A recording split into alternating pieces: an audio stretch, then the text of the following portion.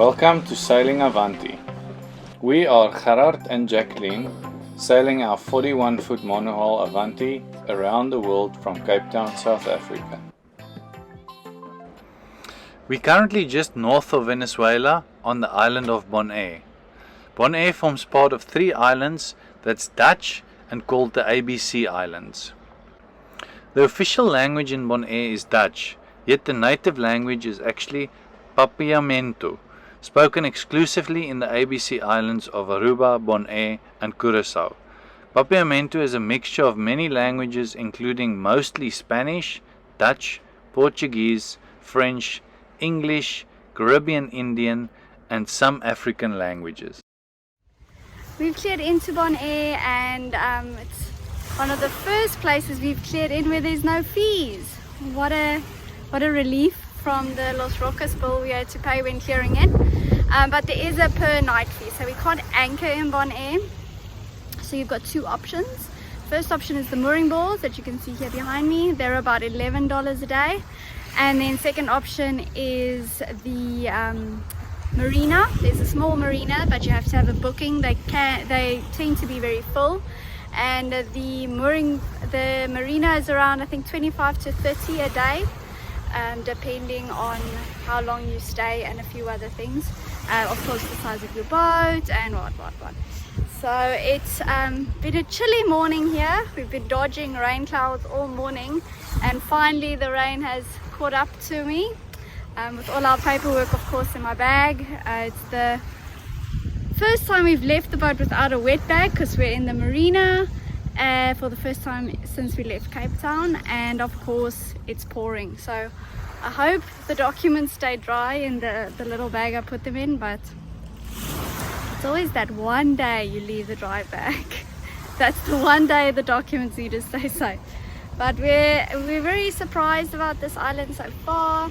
The houses are super colorful, and the only thing we're worried about is the supermarkets. We can't really find one close to the marina, but I'm sure we'll find one eventually.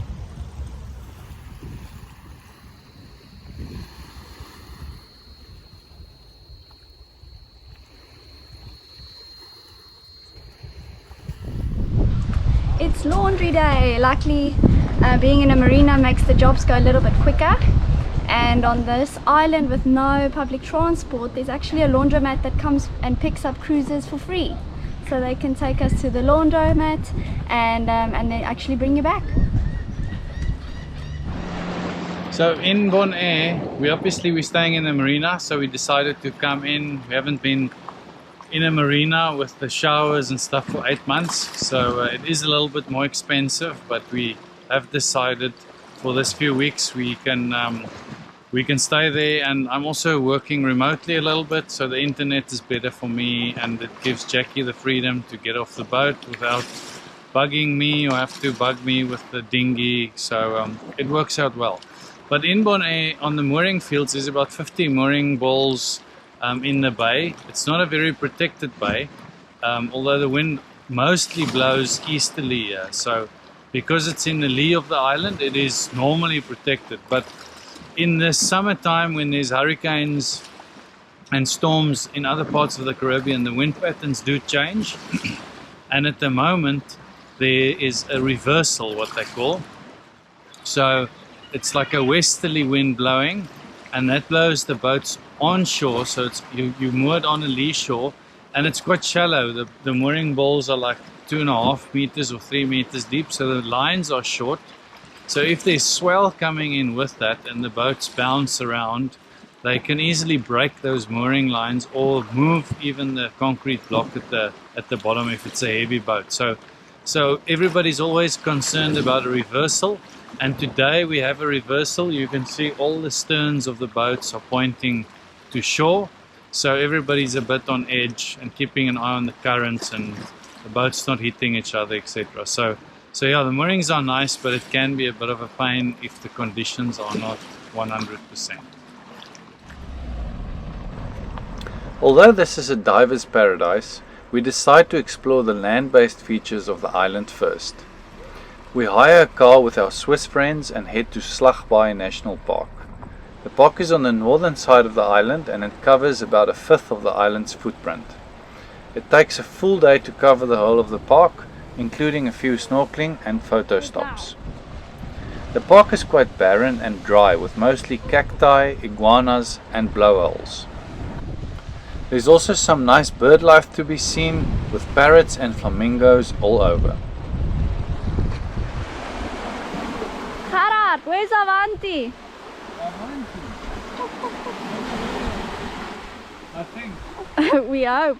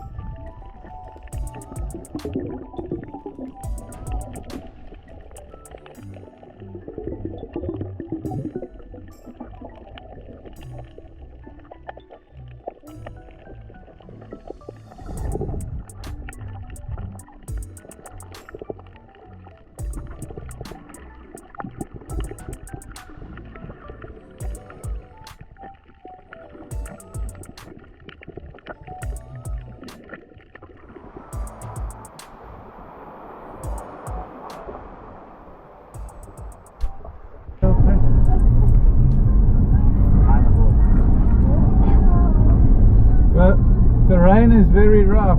Feels like Africa. Whoa, bumpy.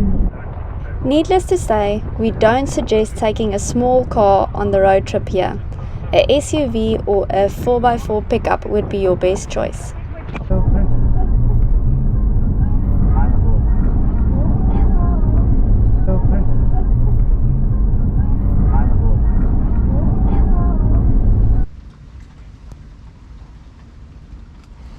Today I'm tasting a beer in Bonaire. So it seems like there was one local brewery, but they have shut down. So there's no local beers produced as far as I know.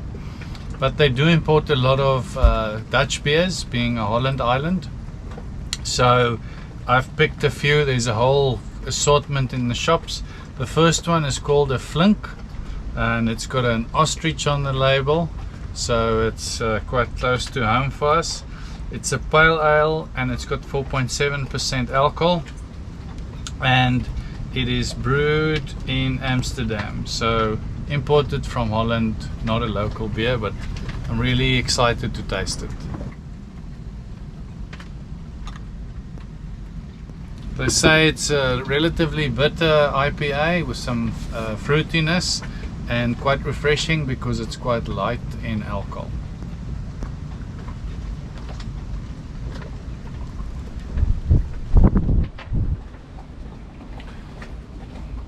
Yeah, it's not bad. I think it's not the best IPA I've had. The Grenada one, I think one we tasted over there is much better. And so I would say for an IPA I would give this a 7 out of 10. Only one car hire dealer that does car hire for one day. The rest all have a 4-day minimum. So on the next day we have the car, we head east and then south. Lilac Bay is famous and loved by windsurfers, but there's no wind today, so we couldn't see them zip up and down. One can also do kayak tours of the mangroves here. Run. You must run, otherwise they're just gonna walk.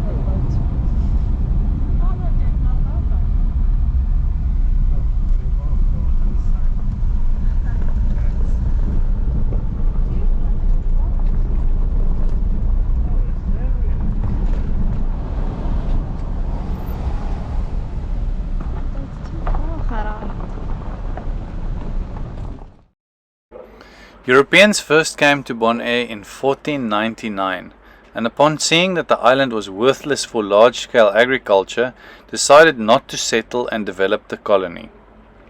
Instead, they forced the native population off the island and into slavery, shipping them to work on the large plantations on the island of Hispaniola. In 15 years, Bonaire has been mostly depopulated. It wasn't until a Spanish commander brought some cattle and started to raise them on the island that the Spaniards thought that Bonaire could be used as a cattle plantation worked by natives.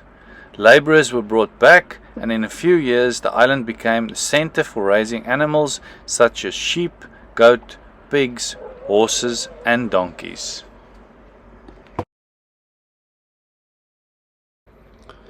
When you approach the island from sea or driving around it by car, you will notice in the south that there's heaps of salt.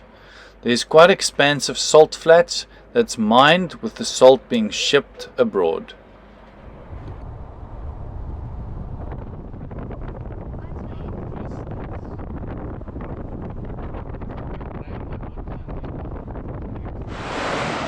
So we've basically just finished our drive around the island. We've literally gone from north to south, so we've now finished our circumnavigation, and now it's time to just relax in the cold water until we have to give the car back. It's been fun.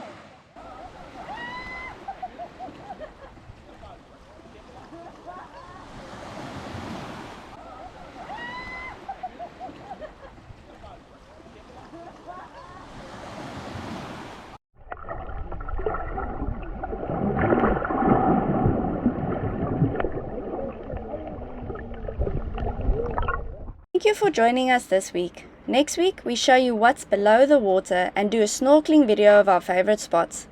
If you enjoyed this video, do us a favor and please give us a big thumbs up or tell us what else you'd like to see. Thank you for our Patreons who make these videos possible. You can join the gang by clicking on the link below.